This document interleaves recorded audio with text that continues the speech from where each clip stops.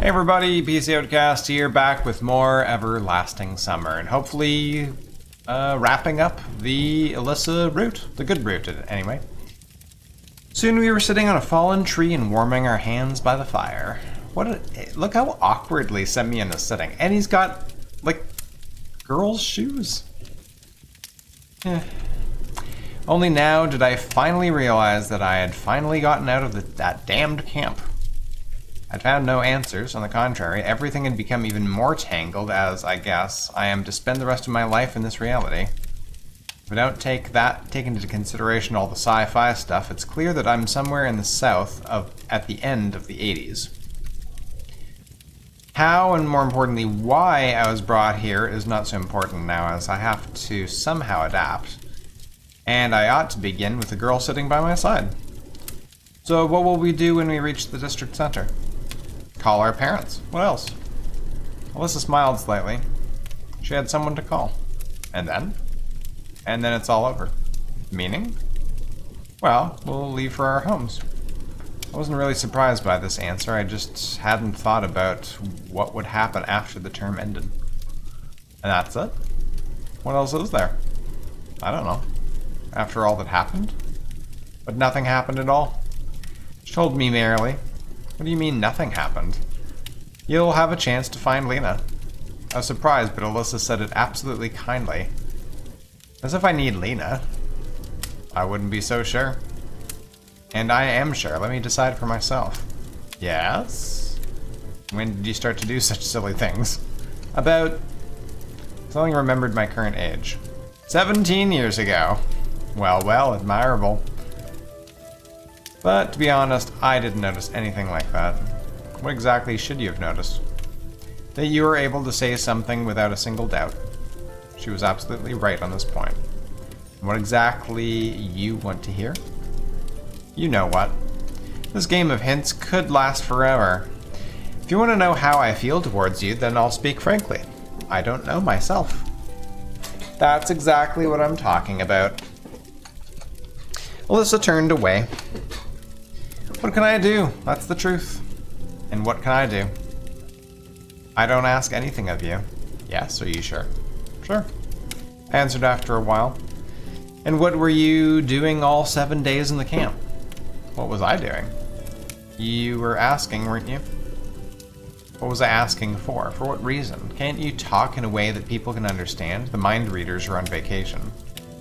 If you wanted to, you would understand. I can't understand without an explanation. It's okay, it's just idle talk. She stood up and went towards the road. No way. I lost my temper completely, so I jumped up, ran up to her, and a couple of strides grabbed her hand and pulled her towards me.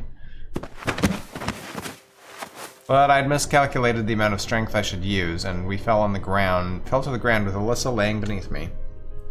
What? Yesterday wasn't enough? Want more? Her face was glowing and her eyes were flashing. I felt really mixed up. I released the girl's hand, but didn't stand up at once. I just want to understand, where did I go wrong? Why are you always thinking that you went wrong somewhere? Because you think so. Who told you that? I didn't. But I can see it. You see everything, don't you? You see and draw conclusions that you shouldn't interfere. That you should lay low, say nothing. I draw conclusions based on logic. Are you sure that logic of yours is correct? I didn't know what to say about that. For some time we just lay there. I was completely confused, and it seems that Alisa didn't want to continue our conversation. Finally, she pushed me away and stood up. Why are you here now, with me? Because everyone left the camp and we stayed. I'm not talking about that. Well, because I like you. Finally, I dared to say it directly. Are you sure? What about Lena? She was always next to you.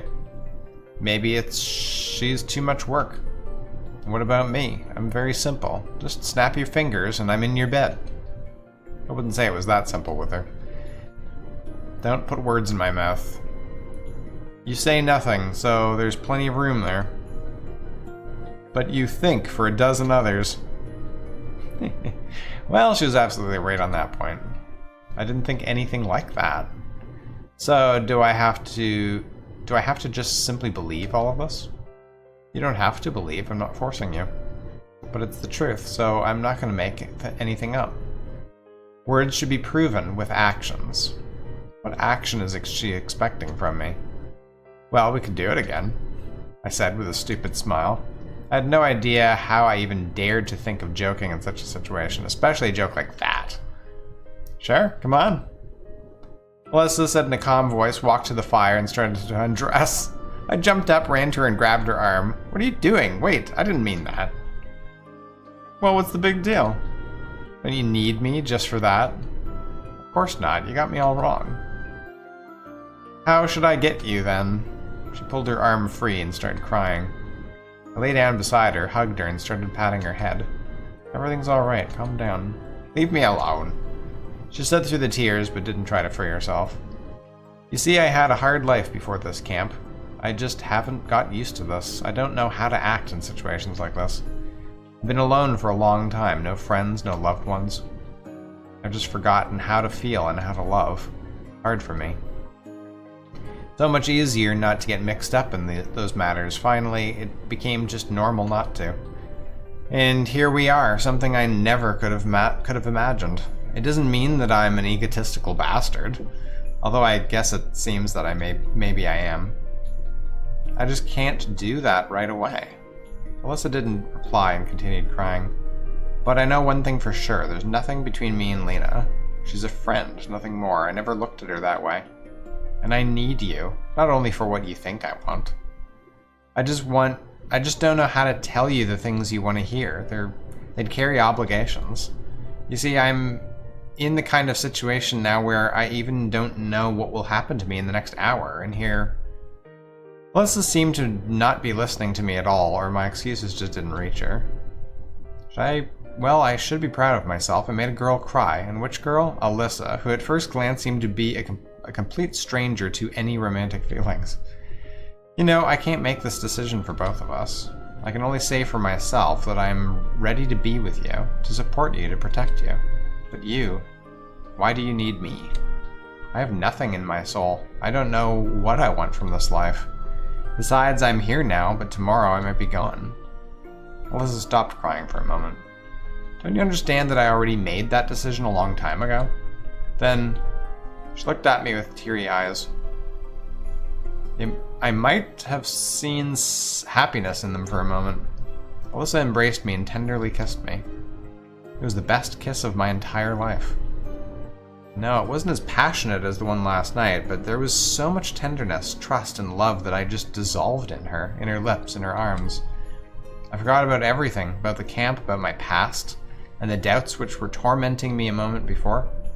She was all that I need. Now. And forever. Honk. This kiss might have lasted forever, but suddenly a horn sounded nearby as if from inside my brain. I turned to the road and saw a bus. An old Liaz? It looked like a regular one. We just lay and looked at it for some time. Soon the driver left the bus and shouted at us, "Hey lovebirds! This is the last bus to town. Are you coming?" "Shall we go?" Alisa said merrily. We jumped up, I grabbed the backpack, took Alisa by the hand and ran to the bus. In a couple of seconds, we made ourselves comfortable on the back seat. The driver was shouting something from his place, but I didn't listen to him. Here it is, a rescue ship heading for a new life. I looked at Alisa. I was so eager to say something to continue the conversation by the fire. She was sleeping peacefully, resting her head on my shoulder. I didn't wake her up. There was no need. We had so much time ahead of us. There was no one in the bus except us. The bus was going fast, leaving behind not only my previous life, but also the week I'd spent in the pioneer camp called Sovyanok. Went through more during these 7 days than I had throughout all the years of my real life. And how much was still lying ahead in the future? Common country scenery in the window didn't interest me much. I was just watching Alisa peacefully sleeping. My heart was filled with warmth and calmness, and my head finally stopped bursting with thoughts.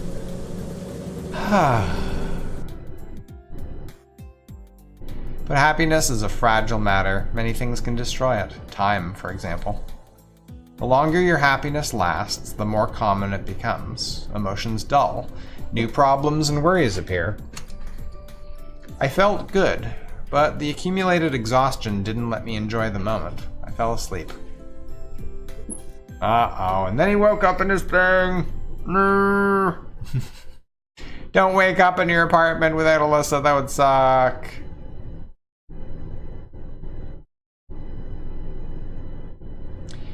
Seems I'm getting old.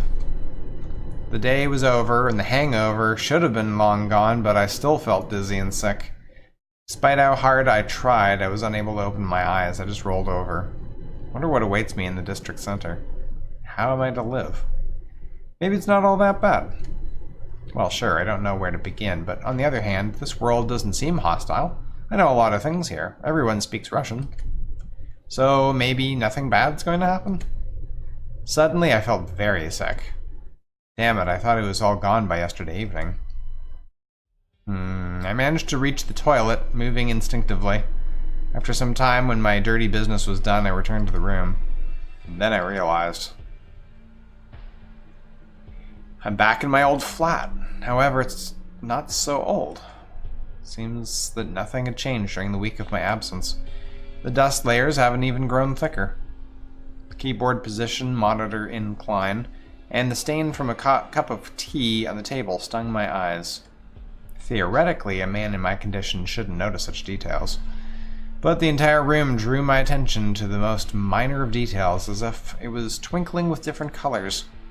Socks were thrown around in exactly the same manner as they had been before. The blankets sat rumpled on an unmade bed, as it was before. The dirty window showed the same view of the street, like a cracked kinescope? Kinescope?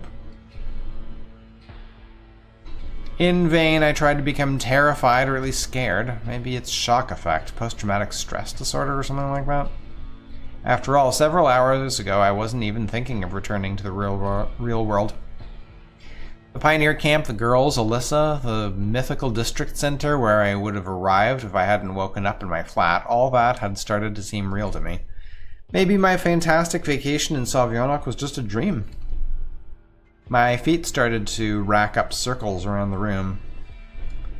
I held my hands behind my back and started to think everything over. Only one thing is clear. I've returned as suddenly as I arrived there, without any reason or logic. Maybe there was some sort of explanation, but it's beyond my, or human, comprehension. Whether it was a trick by interstellar forces, or a supreme mind, or government experiments, I believe the last one to be the least likely. They left no clues. I was unable to find answers in the camp. It would be foolish to expect things to become clearer here.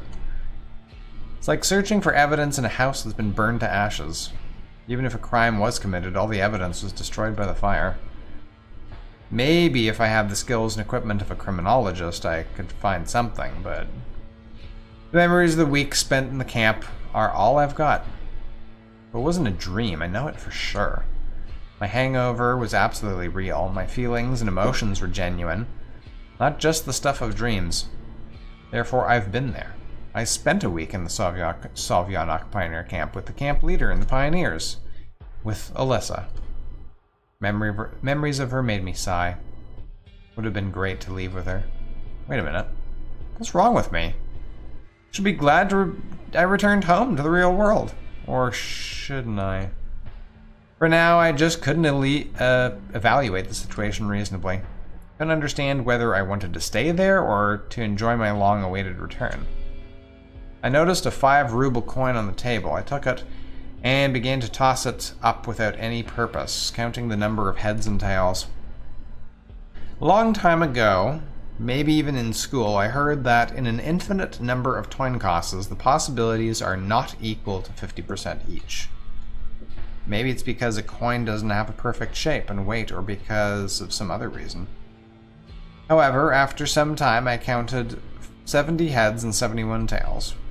So the theory of relativity lies, but I'm not the man to judge it. I don't know much about it. I recalled my childhood when I had heard the word tails for the first time. For some reason, it always made me think of squirrels. Maybe there's some logic in this. A squirrel does indeed have a tail. Now this theory seems strange to me, but at the same time, I couldn't find any conclusive evidence to disprove it. So does it mean that squirrels come out more frequently than heads? But one must consider that a squirrel has a head as well, so... I yanked on my hair and sighed, exhausted. Boy. Now's not the time for thinking such rubbish. On the other hand, what is now the right time for? What can I do? What is under my control? If I didn't bother trying to find answers during the week there, what would be the point of thinking now? Maybe I should just try to go back to my ordinary life. The words ordinary life were painful to me. Why did I choose that specific word? I could have said past, former, or something else. I guess because it was what I was used to, that's the most obvious answer. As they say, what you get used to becomes second nature to you. Instantly, all of the last week's events floated before my eyes. Did I really want to stay there so badly? Was just 1 week enough for me to get used to Olga picking on me all the time, Yolana's pranks and joking around, or Alisa's cheekiness and mockery? I had no answer to this question, but it was obvious that I already missed it. Although I'm sure I'll never return there. Obviously, I can't tell whether the force that brought me there might want to entertain itself again. And again. It's possible. But for now, I have what I have, an adventure that I'll remember for the rest of my life. Damn it, how many people get to experience something like that? Even books, even dreams about such things are unthinkable. The main thing is that it wasn't Dr. Moreau's evil island, but a normal Soviet pioneer camp with normal pioneers. And its commonness was overlaid by the astonishing origin of my arrival there. Anyway, it wasn't the worst experience of my life. Perhaps it was one of the best. Obviously, it's sad that everything just ended halfway through, but every story has an end. It's good that it ended that way. Who knows what else could have happened?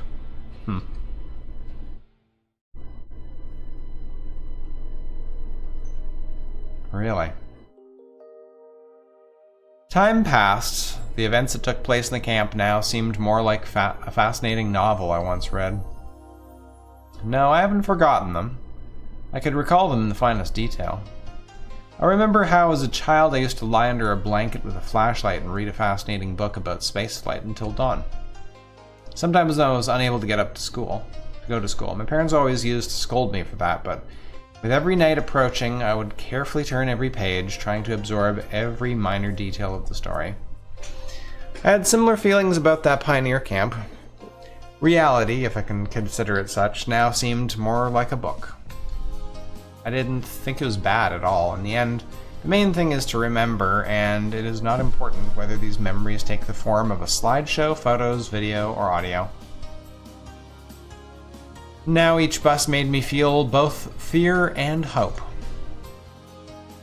At first I circled around the 410 route without purpose. Several times I fell asleep on the same seat. But nothing happened, not even a trace of something supernatural. As times went by, I stopped these idle trips. Something changed in my life. It just couldn't do otherwise. A couple of weeks after my return from the camp, I took up my guitar that was laying lonely and gathering dust in the corner. Striking a couple of chords, I remembered Alisa. For me, her image was inseparable from this instrument. At first, it didn't work out very well. Maybe I just had no talent for music. Started reading teach-yourself books and watching video lessons.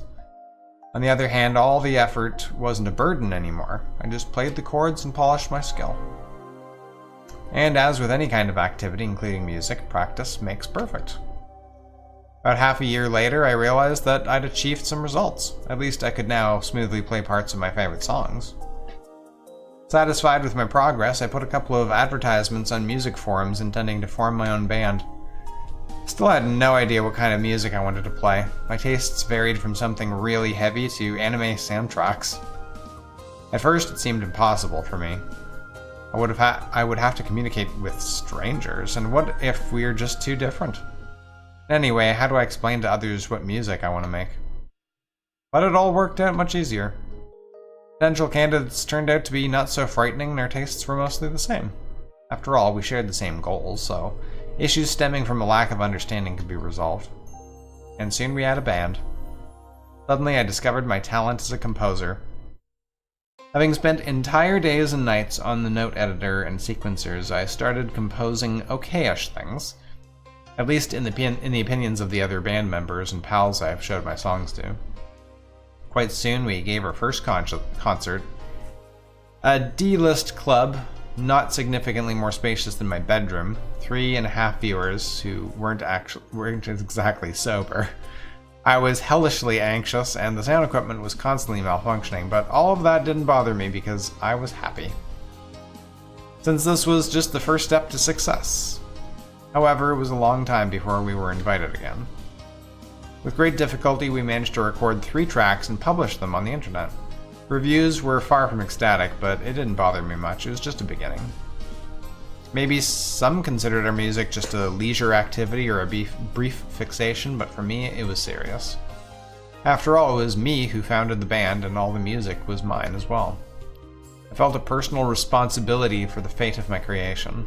Every spare moment I spent on improving my performance technique, and after a year, I could already confidently say that I wasn't the worst guitarist in the world. Then some sort of popularity came. We were giving concerts almost every week, and were finally getting paid. It wasn't important that it was just 500 rubles per man. The fact that our work was in demand and someone was ready to pay for it, even though we were usually a warm-up for another band, but that's what mattered. I was sitting before my monitor, torturing a guitar. The date of an upcoming concert was thickly circled on the computer desktop calendar. The very thought of that gave me goosebumps. It will be the first time we will be headliners, and we'll have an album presentation as well. Wonder how many discs would be sold. Of course, the CD era is already over, but there are still some who appreciate it. And maybe some will buy it just to support the band. I looked at the date once more. Yes, it's exactly a year since I returned from Savionok. My smile reflected in the darkened monitor screen. I wonder whether Alisa would like my music if she existed in this world. I don't think so. She preferred Soviet rock classics, but who knows. Played a couple of complicated guitar parts and concluded with a feeling of satisfaction that the sound of my guitar surpasses by far that of the Soviet Ural guitars, and my skill has become that of the guitarists of the same era. Wonder whether I would have achieved all this without those fantastic events. Unlikely. Nothing strange about that. Lots of people rethink their life after stepping close to the edge. Sure, nothing dangerous. Pardon me. Nothing dangerous happened back then, but a psychological shock is a good substitute for grave danger. I rehearsed my part once more, put the guitar into a case, packed all my stuff, and headed to the exit. It was cold outside, just like that day. Slowly, I approached the bus stop for the 410. Such a coincidence. I'm going to the club on this very same bus. With a sinking heart, I counted down the seconds. Soon the bus arrived. It idly opened its doors and swallowed up a few passengers. It was a winter night just like back then. Cars flashing by outside with their headlights igniting the city as it got ready to sleep. The closer we got to the downtown area, the more people there were in the streets. Some of them were chatting merrily, some were perusing magnificent boutique windows, and some were hurrying somewhere, paying no attention to anything. This day, I had no wish to return to that camp. Any other time, maybe, but not today. I must play the concert, and the rest can go to hell. I had a clear aim, and nothing else mattered. The club was considerably bigger than the one we played our first concert in, but at the moment it was empty. The sound check was going on. I couldn't hear the drums through the monitor loudspeakers, which I desperately tried to tell the sound guy about. Sound tuned, gadgets installed, set lists all prepared, ready to rock. It was a special day. We were not doing the warm-up. The other guys are doing the warm-up before our concert. Thus, our entrances last. As I listened to the first band, I noted that they have a lot of improving to do. On the other hand, we were no better not so long ago. As the time got closer to the start of our performance, my tension grew enormous. Come on. I was literally shaking with anxiety. I decided not to listen to the other band and to wait calmly in the dressing room. Judging by their expressions, my mates were in the same mood. We were silent. Actually, we had nothing to talk about. Our parts were learned and perfected long time ago. Only nervousness could hinder us, but we already have some experience, so everything will be fine. At least, I comfort myself with this thought. And now finally, the time has come. I didn't remember how we entered the stage and greeted the audience. My consciousness turned on when the first chords of our first song came from the speakers. While sitting in the makeup room, I desperately tried to warm my ice-cold fingers, but now they ran from string to string without the slightest mistake, as if they were charmed. A thought flashed across my mind. Why didn't I still make a single mistake? When I played all these parts at home or during rehearsals, I never thought about it. Everything seemed a matter of course. But now, when I stood in front of the audience, it felt different.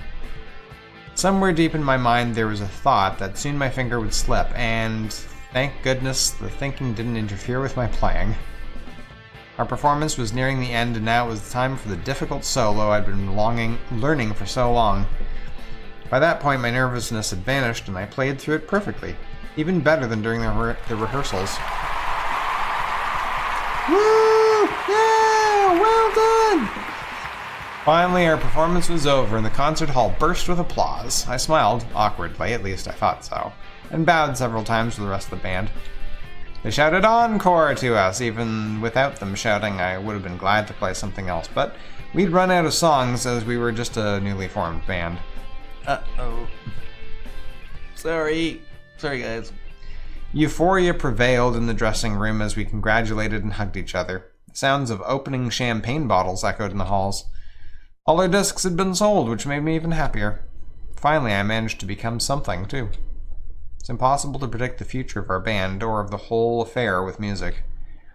But one thing was clear. I have finally found something I am interested in and can dedicate my entire life to.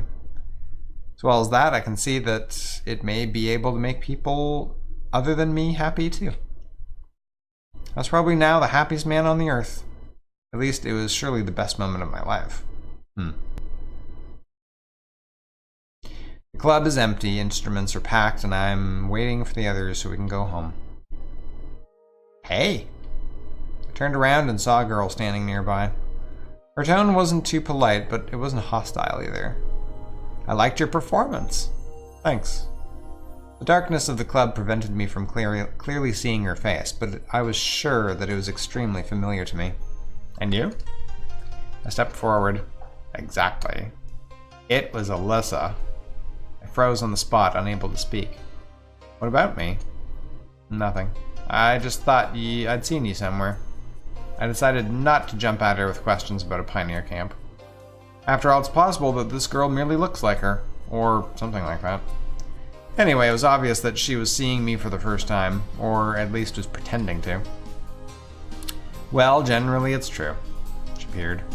My name's Semyon. Forcing an artificial smile, I offered her my hand. I actually know that. How? Read it on the internet. Yes, of course. And you are?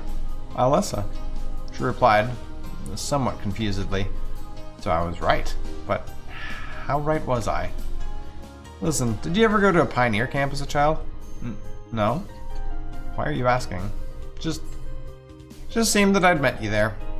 How could you have met me there if I've never been there? She laughed. Yes, all of you musicians are somehow strange. No doubt. Well, I just wanted to say that your music is not too bad. Alisa turned to leave. I felt that I need to do something. Say something.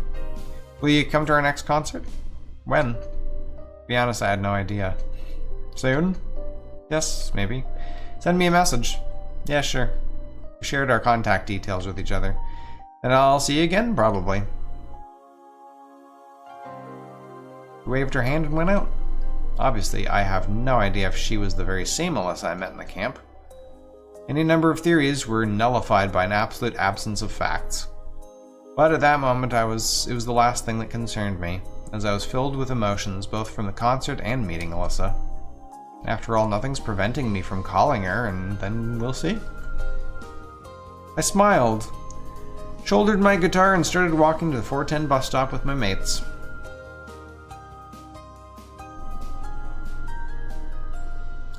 Interesting, to say the least. Pickup guru?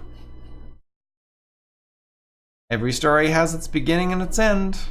Every story has its own outline, synopsis, contents, key points, a prologue, and an epilogue.